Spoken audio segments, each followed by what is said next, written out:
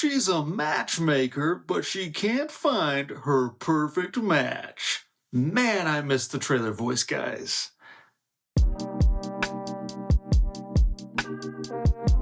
That's the tagline you would have gotten if this was a romantic comedy. But this is not a romantic comedy. I repeat, this is not a romantic comedy despite what the trailers tell you. So a word of warning to all you 2000s romantics, this is not bringing that type of romantic comedy back.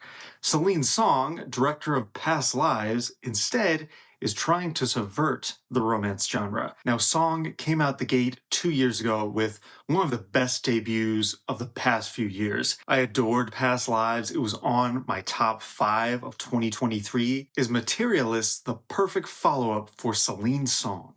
The story follows Lucy, a premier matchmaker in the Big Apple. With her system and her metrics, she guarantees the high-quality women of New York that she can find them a match. She doesn't guarantee love, she guarantees potential. At the beginning, she's celebrating the 9th engagement of one of her clients. At the wedding is where she meets Harry, played by Pedro Pascal, the perfect 10 out of 10 bachelor. He's super rich, super handsome, and more interested in her than being one of her clients. But lo and behold, guess who's also at the wedding?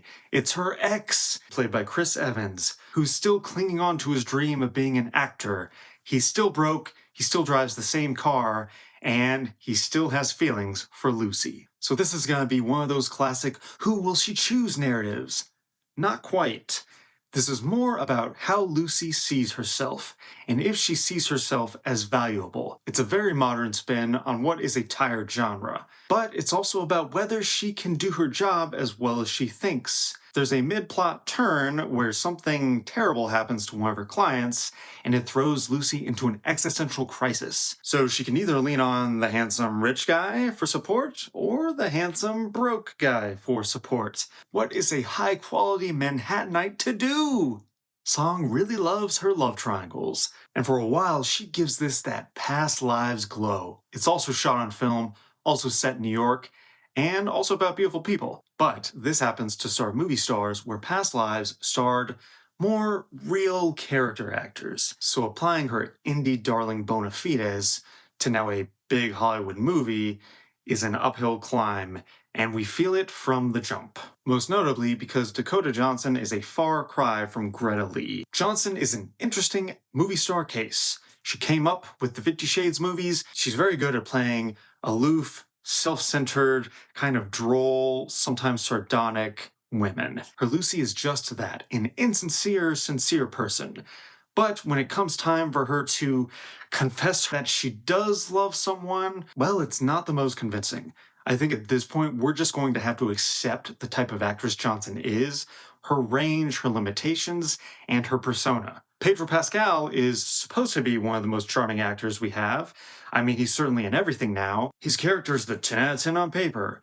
But whether it's the direction Song gives him, or it's just Pascal not getting a handle on the character, he comes off less charming, more earnest, but it takes almost the entire movie for him to reach that earnestness. Chris Evans is strangely the vet of movies here. He's finally shed his Captain America persona. He's getting to lay his soul bare. He's not doing Drek like the Gray Man and Red One. This is a real movie he gets to act. And you know what? He's a really soulful, vulnerable dude when he gets to be one. Now, do I buy him as this cater waiter who's still trying to make his dream work, who happens to be ridiculously good looking and lives in a cramped New York apartment, but has roommates and still pines for Dakota Johnson even though his ass is totally broke? Not really.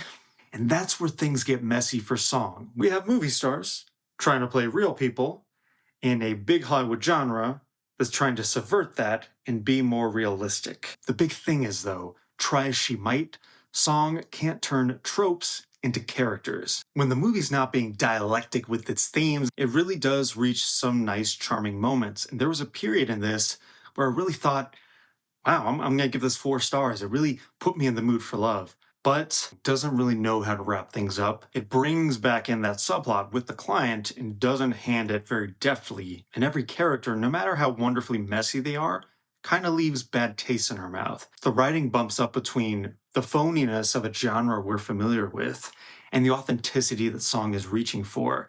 And they just constantly clash, so much so that we have this weird sensation at the end.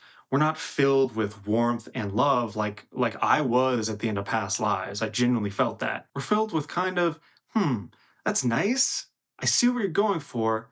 I'm not sure you got all the way. And so I'm so conflicted between things I felt in the moment while watching this, but how it all kind of came crashing down once the experience was over, and how a lot of things don't add up or fit together. It's a tough spot to be for a film critic, and it's kind of like the Lucy character. I'm torn between emotion and logic. It's hard not to compare this to Past Lives. I want to be fair to Song, but on its face, she bumps up against the very genre that she loves but wants to subvert.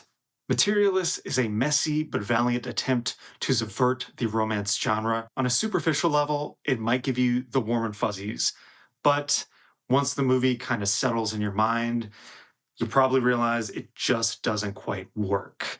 So I'm gonna have to go straight down the middle. I give Materialists a 2.5 out of 5 stars.